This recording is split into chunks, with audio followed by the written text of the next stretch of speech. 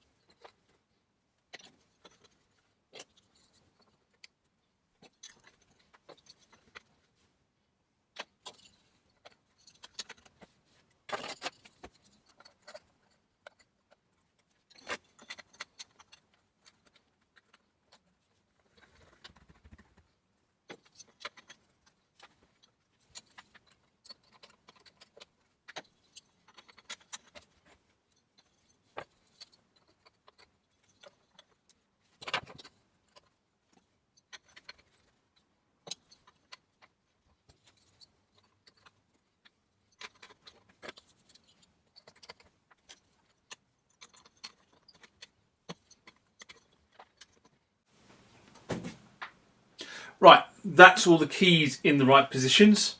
Once you get going, it's a fairly easy pattern because obviously an octave is an octave and one note follows the other. What I would say is when you actually do on this particular keyboard anyway, if you saw me looking at the keys, at the top here there is on some of the keys a moniker that tells you what key is. So all the black keys are universal. The F and so it's the C and the F keys are the same, as are the E and the B keys. So you can work that out. And then they have actually monikered the A, the G and the D. So you make sure you get them in the right position, otherwise the spacing doesn't work. But that's the keys inserted next to the springs. Remember, like, comment, subscribe to the channel. Go over to Instagram and follow me there. Go over to Facebook, follow me there. That's where the normal notices are. And consider becoming a Patreon.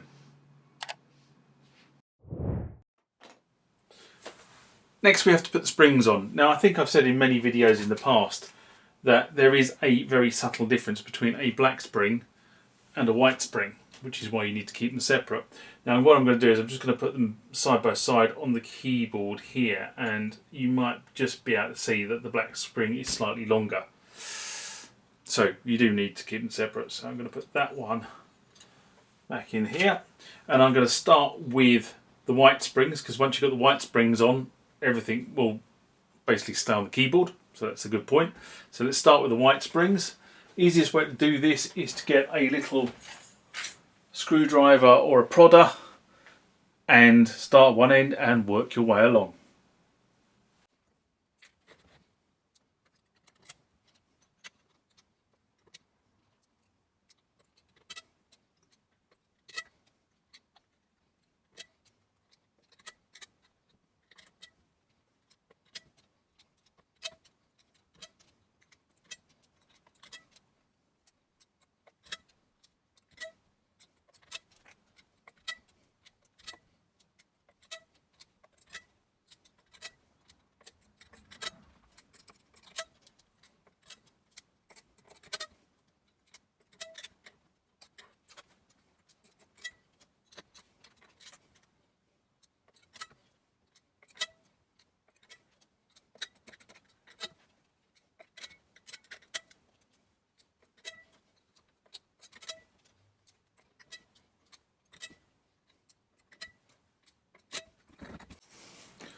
Good news, I haven't lost any of the white springs. All the white springs are now installed.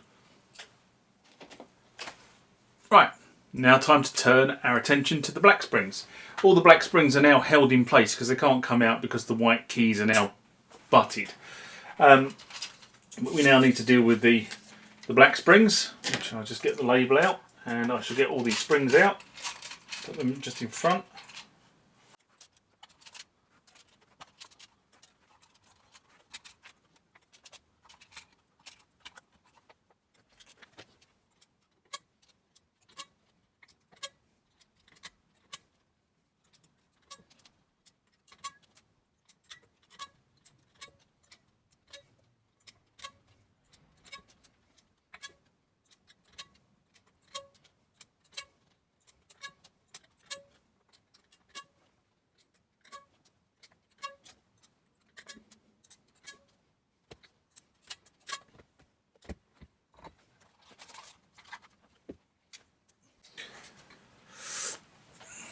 Now we seem to have a little bit of a problem because they seem to have mislaid one of the black springs relating to one of these keys. So what I'm going to do is I've got some spares, and I think I've got spares of the right length. So I'm just going to go and find the spare. So I'm going to stop the camera, find the spare, and then let's see if that fits. So good news, I found the spares, I found a spare spring, so let's finish the install.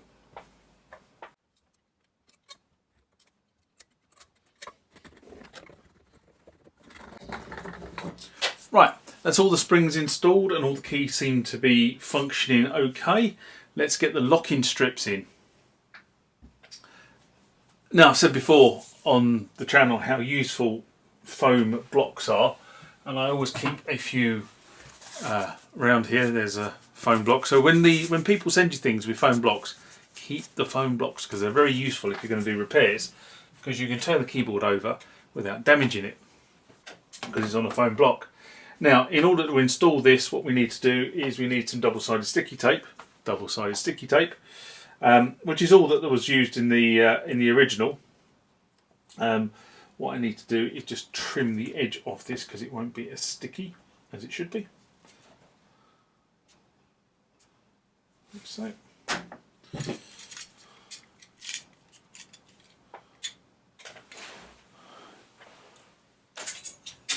And for this job, you want good sharp craft knives.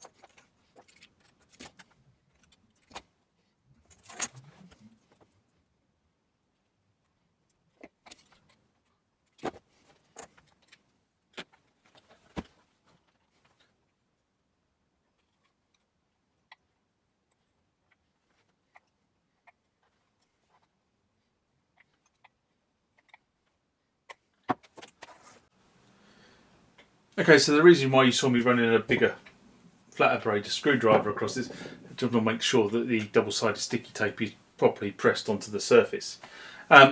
Next thing to do is remove the double side, and then stick the locking strips back in to lock the keys in place. So let's go on with that.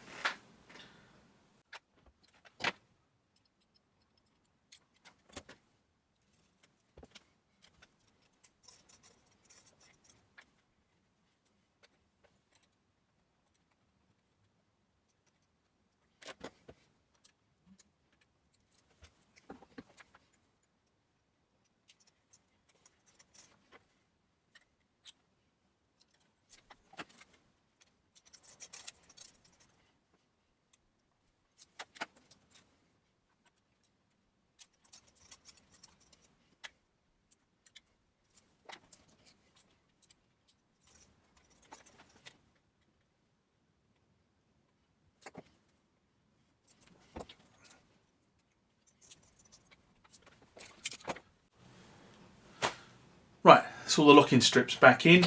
Just need to put this panel back on, and that actually is the keyboard rebuild done. So let's get on with that job in a minute. So I've just recovered the seating strip, but you have to take this off before you can get to anything under here, because you can't get to it with this on. Now this actually is only screwed in with 2 screws, because the other screws that go into it actually come up from underneath the keyboard. So we only need the 2 screws, and I believe these are the 2 screws, 2 little grub type screws. So there's 1, there's 2. Now when this keyboard was built, these were locked in with this blue screw fix. I'm not going to do the same thing on this keyboard. I have no reason to do that. Now, those of you who work with keyboards, if you haven't got one of these or something similar to this, I suggest you go buy one, because they are invaluable for working on keyboards. I think that's the right one. Let's just check that one. Is that perfect?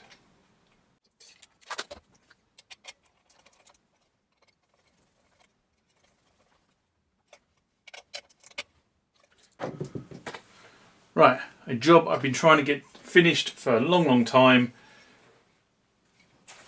There we have the keyboard rebuilt for the second time, after having put a brand new contact strip circuit board into this particular keyboard. So this, with a bit of luck, now I haven't tested this, but with a bit of luck, this is now a fully functioning keyboard. I have kept the old contact boards. I'm not sure what I'm going to do with them, but they do work. It's just when new ones came up, I thought it was a good idea to get the new ones installed. So there you go. As the keyboard rebuilt, you'll probably see that go through in very quick fashion if you've got this far in the video. There's a couple other things I want to do for this with this particular keyboard. I'm just going to give the keys a bit of a polish before I finish the final assembly. I'm going to do that off camera. Sorry, I've got the hiccups. I'm going to do that off camera in a minute, and then we'll get on with putting the power supply back in the S-50.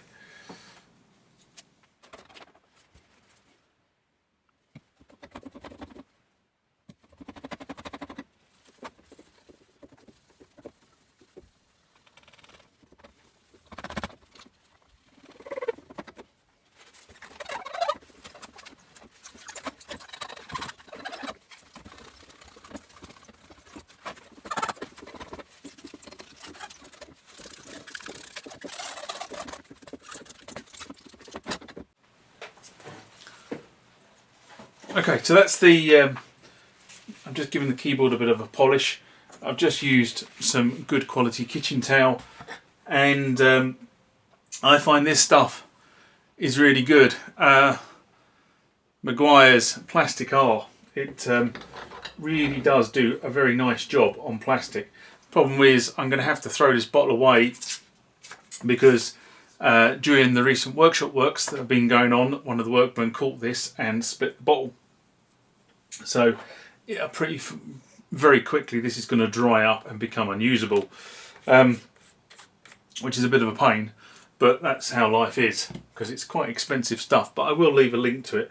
But as you can, well, it's difficult to see on camera, but these were kind of rough before I started this, and they're all lovely and smooth now. It's a bit creepy doing that, isn't it? But they all are lovely, and it's actually a pleasure to actually put my hands on it. If the keyboard works, that's a good job. Anyway, so I'll leave the link to that stuff below the video, so if you want to go and find it on Amazon, you can crack on. Obviously the channel gets a little bit of a kickback if you use the link, so make no bones for that. Any income to support the channel is gratefully received. Right, next job. Of course I should say live long and prosper, before I said next job.